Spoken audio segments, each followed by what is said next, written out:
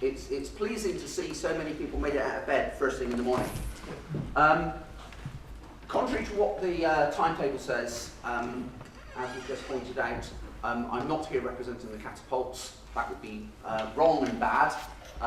So I'm here, although I was part of the catapults when I accepted the invitation to come and speak, and it's come off with most places. Today I'm here as part of the university and representing cubic transportation. What I'd like to do is really talk about two different topics. I'm going to spend the second half of my time talking about the opportunities in transportation for operational researchers. And my objective there is to turn you all into transport researchers for the rest of your career. I'm a great believer in the best way of making my industry work well is to get you all to work in my industry. I don't really care about anybody else's industry. Before we go there, I want to spend a little bit of time talking about university and industrial collaborations and how we make them work, how we get the most out of those things, because for me, that's how we create impact. That's especially for the academic staff here. That is how we turn your ideas into something that really has an impact. So for that bit, I'm going to talk about these three topics. How academics should market themselves, what makes really great academic and industrial collaborations, and what industrialists should be looking for in an academic partner. I've been running a career with one foot in the academic camp, one foot in the industrial camp for the last 25 years. And over that time, I totted it up. I've put about £55 million through university books. So I have built a few academic industrial partnerships in my career. So you all know who I am. What I'd like to do is to start and understand who you are. And on my next slide, I've actually got a prediction for what the answers are going to be. So we'll see if we're right. Can I just have a show of hands of who here is an academic? Yeah, there's obviously more academics in bed than there are industrialists. So the rest of you, how many industrialists have we got? Okay, so my prediction for academic industrialists is back to front. So amongst the academics, can I ask you who has got a 10-year research plan?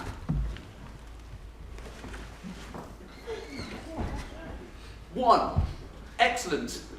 Amongst the industrialists, which of your companies have got long-term research plans?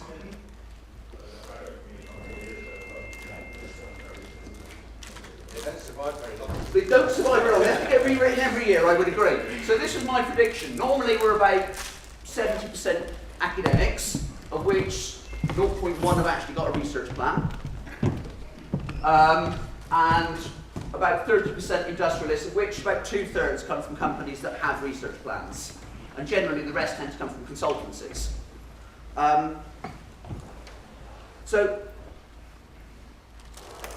I find it very interesting that academics don't have research plans.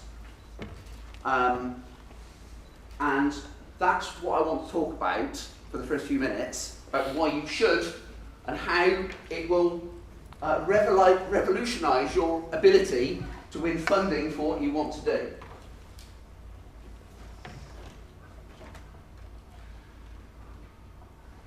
If you want to have impact, you've got to understand where you're going. Who recognises the top of those two objectives? I've told you about this before. Yeah, one. Right. That top statement has been responsible for Volvo cars attracting about $1 billion worth of investment. So Volvo cars have made a commitment that no one will be killed driving a new car of theirs by 2020. And they're investing in that. And research institutions around the world have said, well, if that's what you want to do, I know where you're going, and I want some of that. And I've got deep pockets. And I'll work with you. And investors around the world have said, if that's where you're going, then I think your company's going to survive, and I'll invest in it. And I know where you're going. Who recognises the second one? Oh, come on, put your hand up, Jamila. Right? This has been my career objective. So, which is why I don't expect most of you. I expected Jamila to put her hand up, and she's seen it before. The last 15 years, I've been working basically towards trying to make sure that in 50 years, you don't want to own a car. Not that you don't, but you don't want to. I like to put in 50 years because that's kind of a rolling target that I know I'm never going to reach. And not only as that, and all the plans that then go behind that, allowed me to interact with business, bring money into my research establishment, it's actually helped me get jobs, helped me attract staff, all of the things that make running my business cost effective and more impactful. So we're going to build up a quiz as we go through to here. For those of you that do the little quizzes on the BBC, we're going to end up with 6 or 7 questions at the end, and then I shall be taking a score. So, first question: do you have a vision for where you're going with your career, with your research, with your developments, or if you're an industrialist, as your company? Because unfortunately, I accept that I possibly get less freedom when I work for my business than I do as an academic. So the next question is, well, if we've got vision, do you have a roadmap?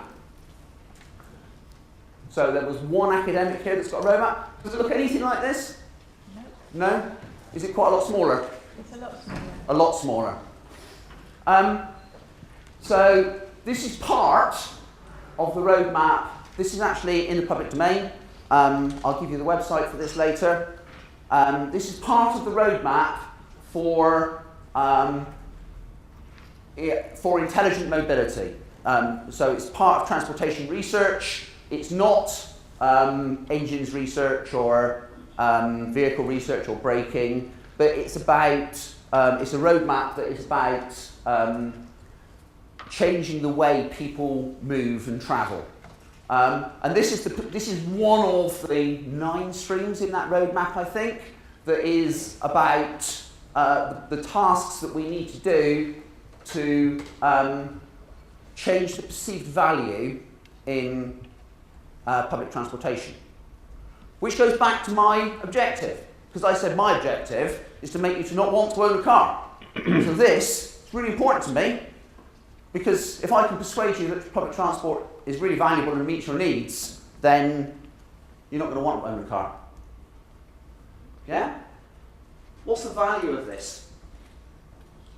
I regularly go into funding councils and I sit down and I say, well, we've got funding for this project and this project and this project, and I found a company that will do this bit on the end, but we've got this nice big gap in the middle.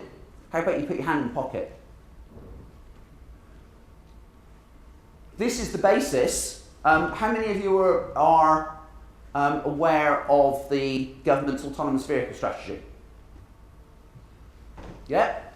So the government's put £100 million into the autonomous vehicles programme. First tranche was 20 million last year. There's a current call for competitions, call for proposals at 20 million this year.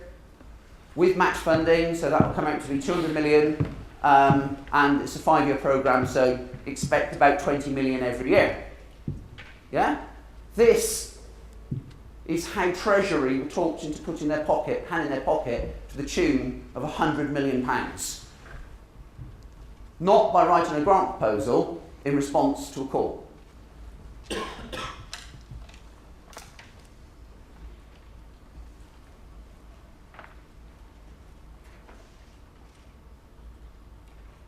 So we come to some more questions then.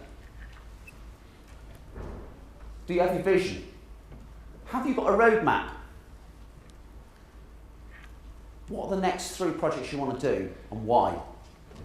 So I spend quite a lot of my time as head of R&D in a big company working with SMEs that come to us and say,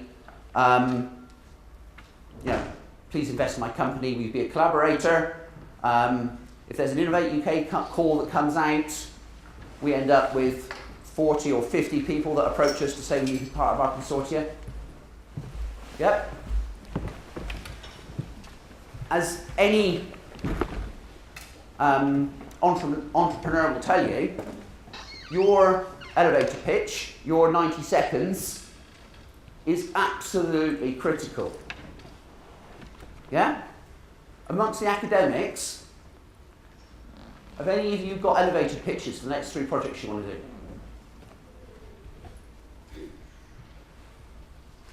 One again. Excellent. You already started. You want a job? But I'm not in transportation. Oh, we can change that. Yeah? How do you expect to get me to invest £1 million in your project?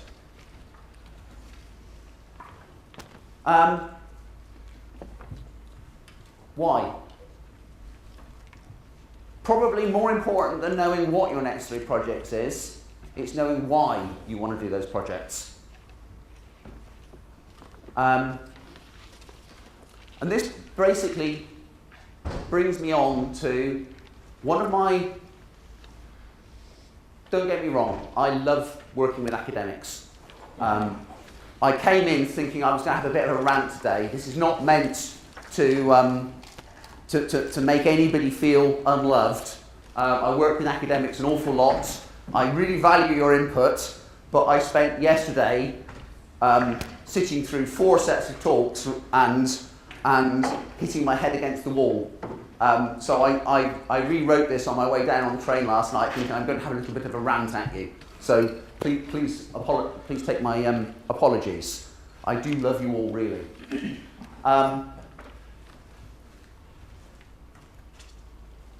As an academic, I always feel it's very important to understand what sort of researcher I am. Best analogy is the medical profession. Are you about curing cancer, or are you a GP? Yeah? Or are you somebody who trains GPs? They are all really, really valuable people. But I find, especially working with the applied mathematics community, that there is a very large misinterpretation of the difference between research and consultancy in the academic community. And I employ researchers and I employ consultants. And I'll tell you now that if your pressure for coming to talk to us is about getting money, I pay consultants more than I pay researchers. So come and tell me you're a consultant and talk to me like a consultant. But understanding whether you are doing research into OR methods, trying to make your library of tools better, or doing research as a transportation researcher who happens to use OR methods, or an OR consultant who today is doing work in transportation and tomorrow will be doing work in warehouse optimization and the day after doing work in public health, you are all really valuable to me. But be aware of what you are and sell yourself like that. So knowing why you want to do projects is incredibly important to making sure that you advertise and market those projects correctly. Because I have to say, there's nothing more annoying to me when I'm trying to find somebody to deliver a piece of OR consultancy and I need a fast turnaround, having people coming and saying, well, we can do that, but we can do it over 3 years.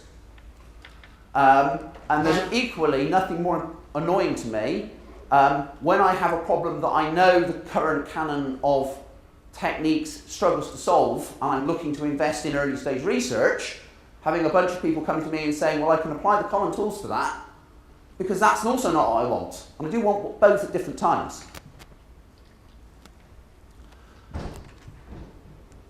So, knowing why I want to achieve something, so I am a transportation researcher. So I use, and I employ people to use OR. I also employ people to use computer science, psychologists, criminologists, all working in their field. But I've got a bunch of projects that I'm looking to do, and I know how they link together. I know that I am looking at doing work in data privacy regulation, and I know why I'm doing it. I know which of my end goals that is feeding towards. I tell you what, it makes writing a grant application really, really easy.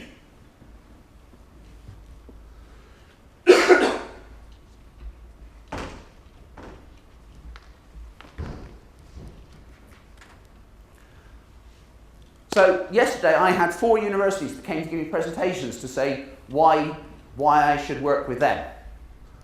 This is a typical, and I've rewritten it and I've used my own slide that the university shows me. Yeah? Basically, I read that as, you should work with me because all these other people have given me some money.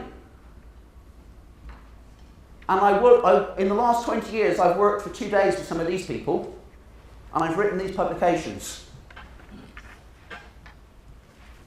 Not once yesterday did anybody tell me what impact they had on their customers. Not once did anybody tell me how much money they'd saved their customers, or how they'd changed their customers' businesses, or how many lives they'd saved. Not once. Think about the ref submissions that you do. To be honest, as an industrialist, I'm rarely, not never, rarely interested in the main submission. I'm actually quite interested in the impact statement.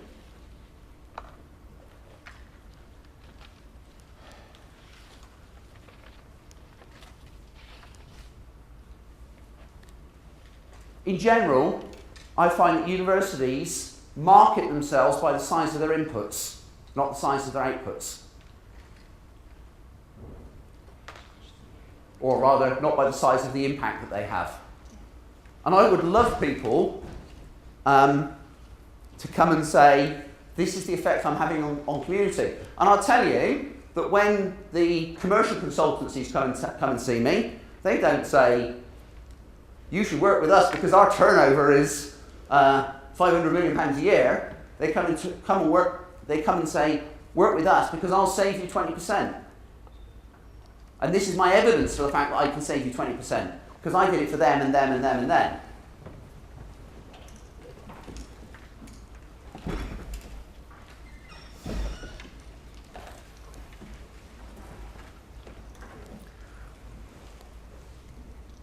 So, I'm going to say this.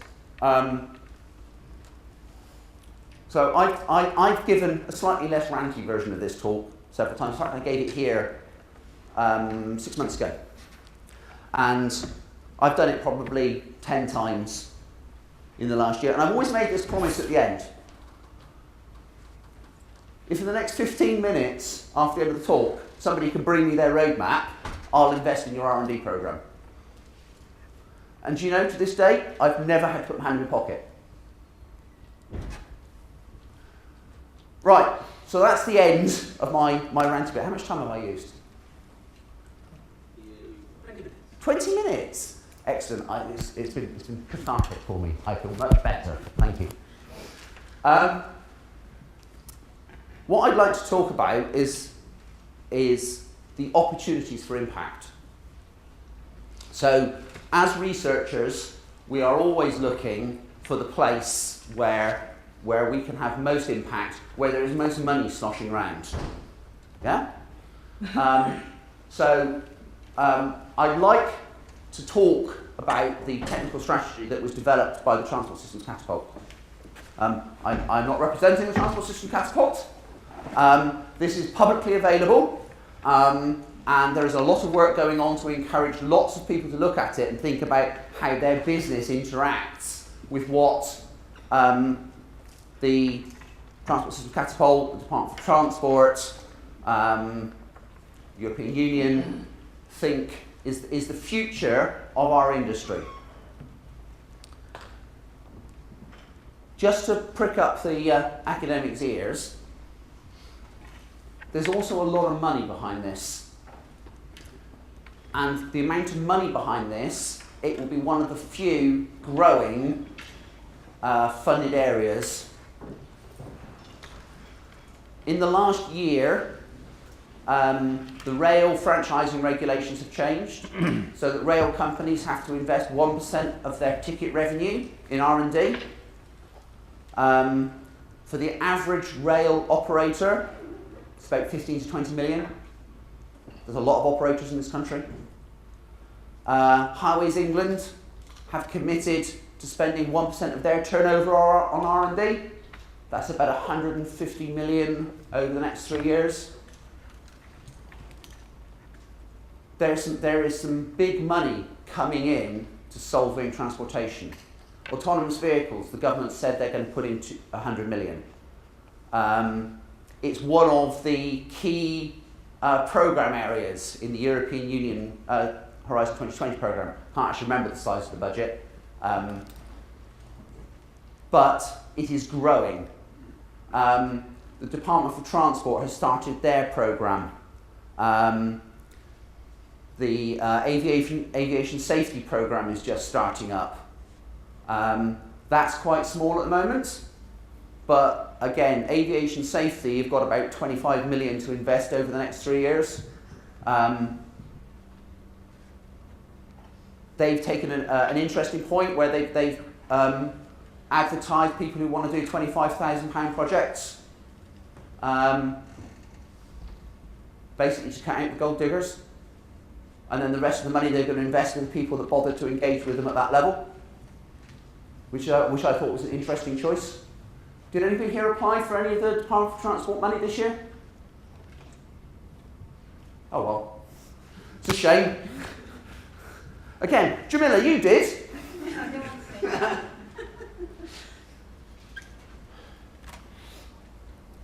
So, this is part of the Transport Systems Technical Strategy. So, this is the one I showed you earlier. This is about increasing user experience. And I just wanted to point out on this plan some areas that are can only be delivered with your professional engagement. Travel prioritisation planning. How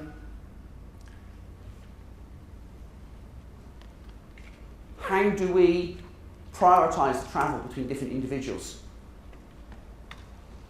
How do you generate economic gain from the country? How do we make sure that people get to work, possibly at the expense of somebody who's going shopping? How do we balance the drivers that all these people have in a very, very large, highly chaotic feedback system with lots of delay loops, and still have an operating system? How do we start and take health into account in our transportation system? How do we improve that? lots of work that's going on in transportation R&D at the moment is about broadening the range of factors that we consider. And every time we do this, we're increasing the complexity of the system. And we're increasing the number of feedback loops, and we're increasing the number of different time regimes that are in those feedback loops. So transportation research started really only considering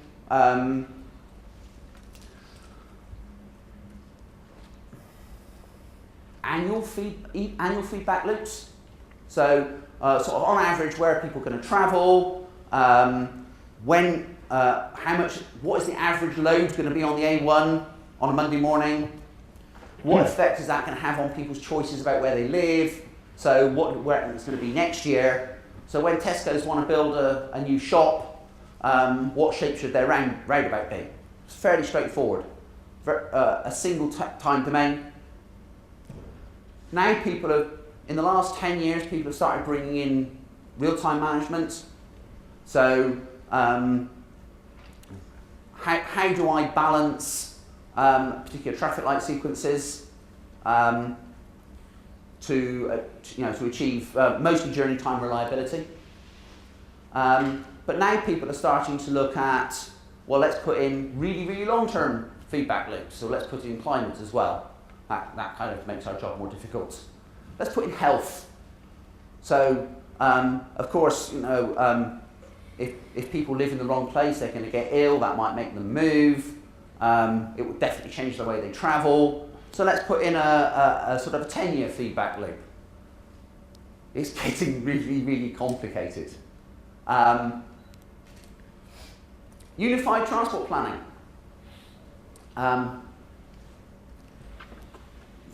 I know a few of you guys out there, and there are some transport planners out there. As you all know, transport planning is one big OR problem.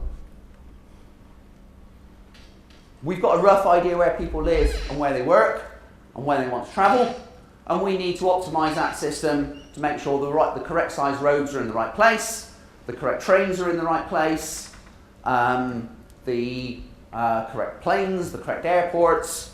All those decisions are OR problems. And if any of you are interested in how transport professionals do it, the standards to which we work are incredibly well documented. Again, they're available online. If you search for WebTag, that will give you the handbook for planning your road.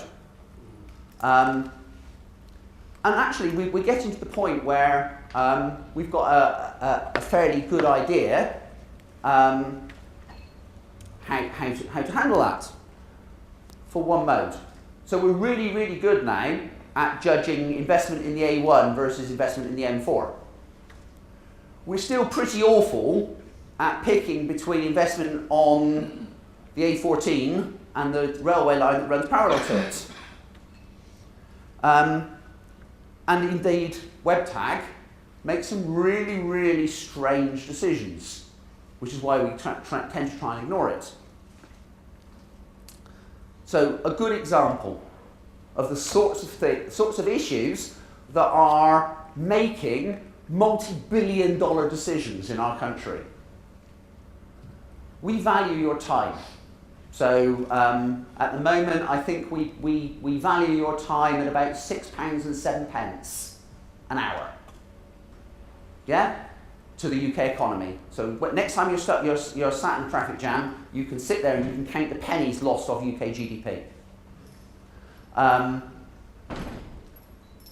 Now, recently, the Department of Transport changed the valuation. So they said, if you can work,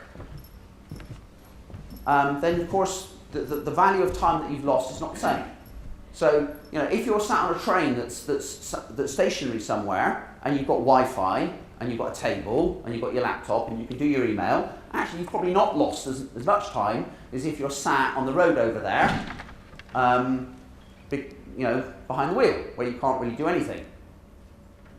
So we're going to make lost time when you are able to work worth much less to the economy than lost time where you can't work. What does that mean? It means that it's now almost impossible to justify any investments in rail. Yeah? Because if I save you 10 minutes, it's worthless. If I can save you 10 minutes on the road, that's got a really big price tag on it. Unified transport planning and working out how to optimise between modes and to justify your investment between modes is really difficult. Let's go up. Fleet management.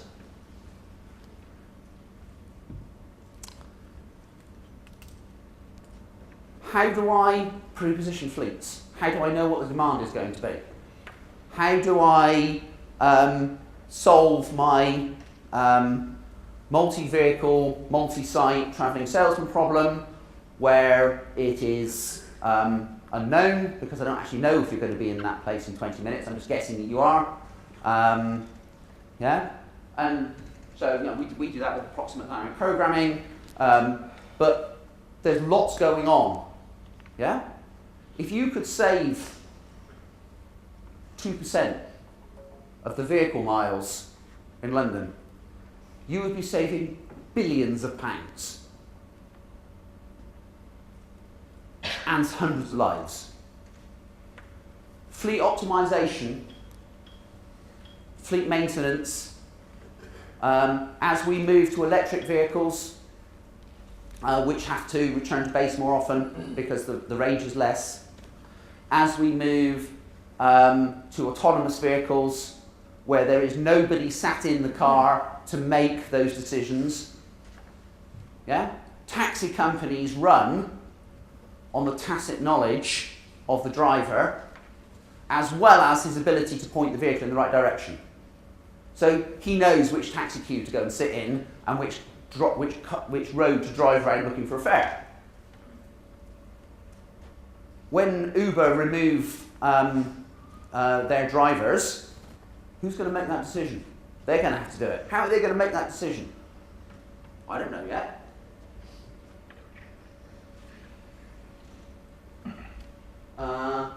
Flexible delivery and freight modes. It's kind of the same problem but the other way around. How do you schedule deliveries? How do we get deliveries into the right place? How do we minimise the total emissions or cost between the delivery half and the collection half of people coming to collect it? Where is the right delivery point?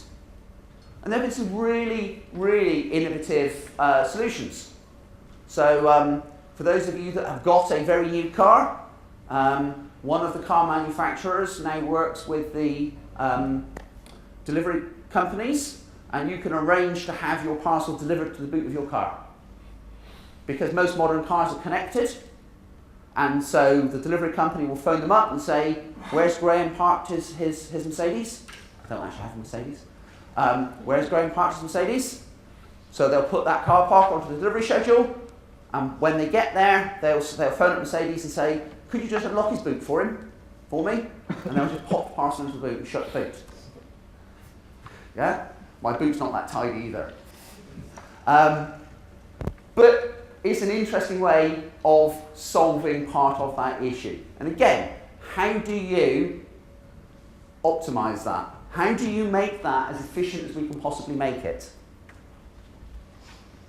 And for those of you that have more knowledge about your individual skills, this is why I like using these things, because I hope that some of you will be looking at some of those other boxes that I've not put circles around and say, I'm doing something in this area, perhaps I should be giving Graham a ring. Because this is pretty much what I've got planned for the next 5 years. Yeah? So if you do see yourself on here, then please do give me a ring.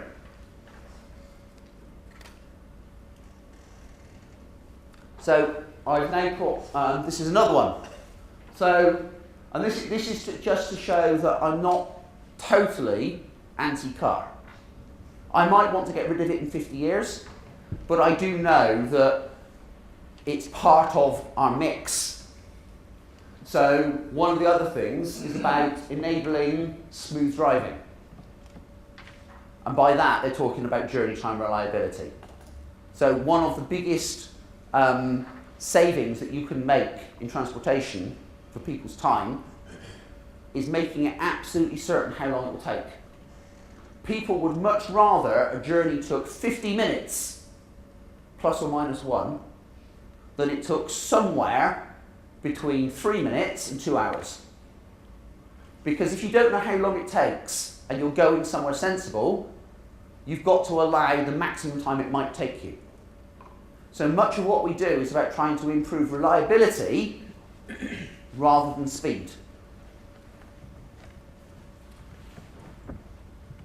Personal predictive journey planning. That's really, really interesting optimization problem. So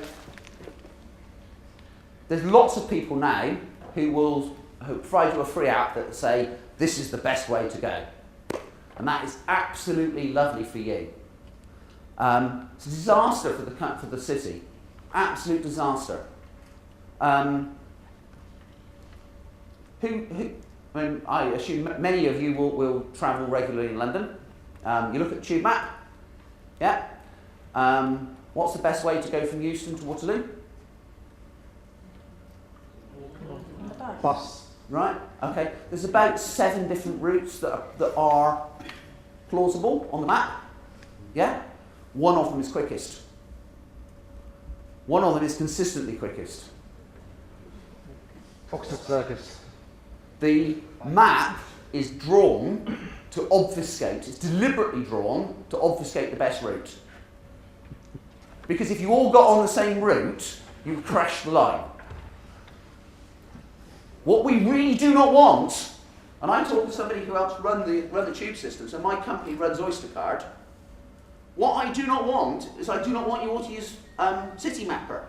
Because if you do, I'm going to have 1 million people in one station and nobody in any of the others. And then what City Mapper will tell you is, don't go the way I told you, because it's really crowded. Can you all go that way instead?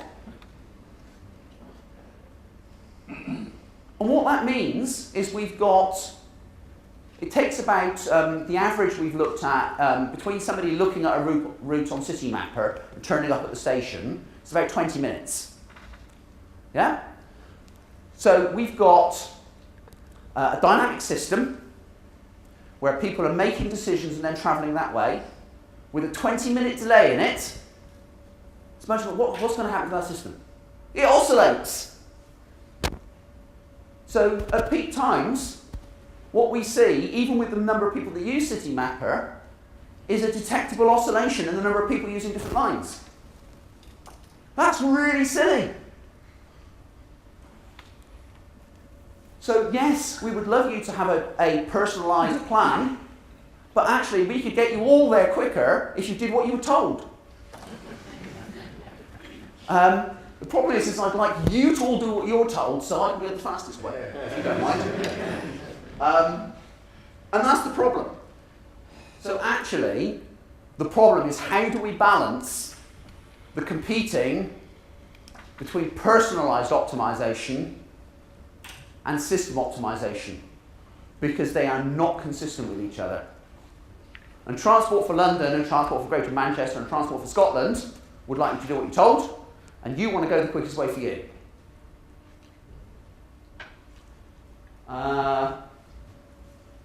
So this circle over here, real-time network prioritisation optimisation, is kind of the opposite side of that one. Because this is the city trying to optimise the city, while you're trying to optimise you. And actually you can't do both.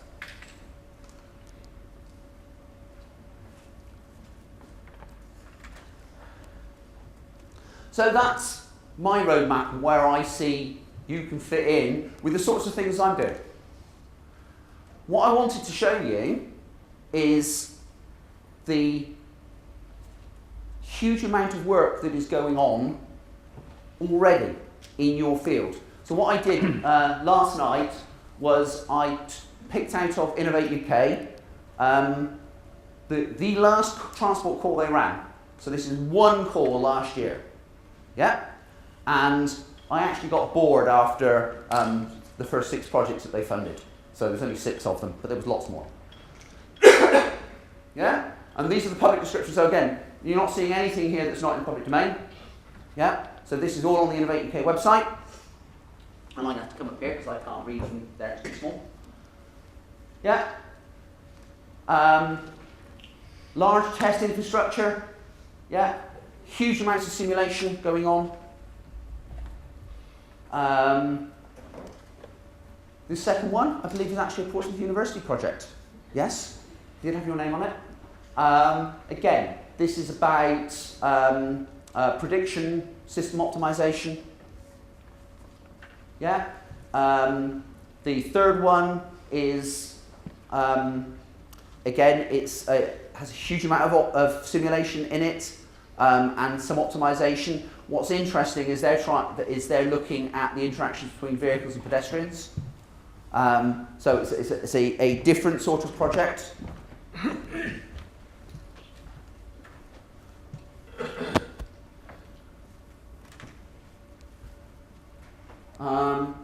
The fourth one is probably the only one where I couldn't really see that it had an OR content, because it was really looking at the impacts of autonomous vehicles on me when I retire.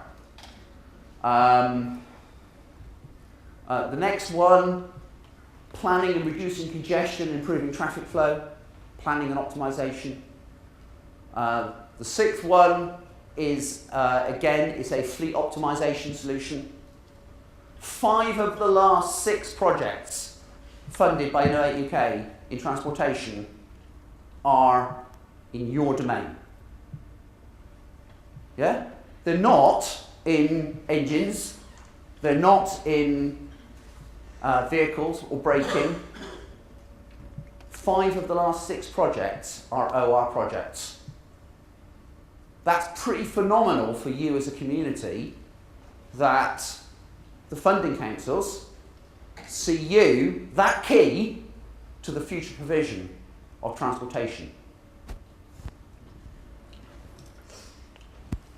I think I'm going to come up short on time, sorry. So I'm going back to that scorecard. Do you have a vision? Have you actually got a roadmap? Do you know what your next 3 projects are and what you want to do? Do you know why you want to do them? Do you market yourself by inputs or impact? Does your roadmap, does what you want to do interact, in this case with me, because I'm sitting here, but does it interact with the customer that you're about to go and talk to? And what I'll tell you is, most customers that I go and talk to, we go for a first meeting and we talk about the weather, and we agree to share our roadmaps. And then we go away and have a look, and then we have a second meeting and come back and say, well, I saw this on yours, and it kind of matches with what I'm doing over here. It's the way we build partnerships.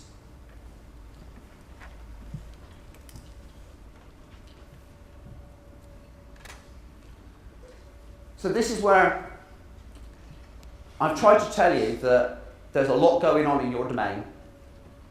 There's a lot of money available in your domain. And I just want to point out to you the impact that you can have. Transportation kills about 1.2 million people a year in the world. And that's physical deaths. Plus about 800,000 people a year from pollution. So about 2 million people a year die directly from transport-related deaths. Around the world, we spend about $9.75 trillion on transportation. It's about 14% of the world domestic product. World product, can't be domestic. And then interestingly enough, just to make it more local, I had a look to see how much do the people who live in Portsmouth spend each year on buying new cars. And it's about $200 million a year. I just wanted to put that in context, because I want to try and persuade you that you shouldn't need cars. $200 million a year would buy you over 1,000 buses running around the city 24 hours a day on electric power, free at the point of delivery. Yeah? The cost of car transportation is enormous, but hidden. It really does not make, in a city like Portsmouth, economic sense. But there we go. So, if you want to have an impact on our society, and you want to be able to write 2 of the 4 impact statements for your department's next ref submission, if you could make a 1% improvement to the transportation infrastructure, you'll save about 20,000 lives a year. You can spend about $80 billion on something more interesting and reduce the number of Ferraris in Portsmouth by 20. I'd just like to point out I drive 0.1 of a Ferrari and it's made by Volkswagen. But anyway, that's how, yeah, we use Ferrari as the... do you think there are 20 Ferraris in Portsmouth? Not legally. What I'm trying to tell you is that transportation is a growing industry. It's really important to our economy. It's really important to the people who've got money. There is money to be had, and there is an opportunity to make a real difference to the country that we live in. And that's me.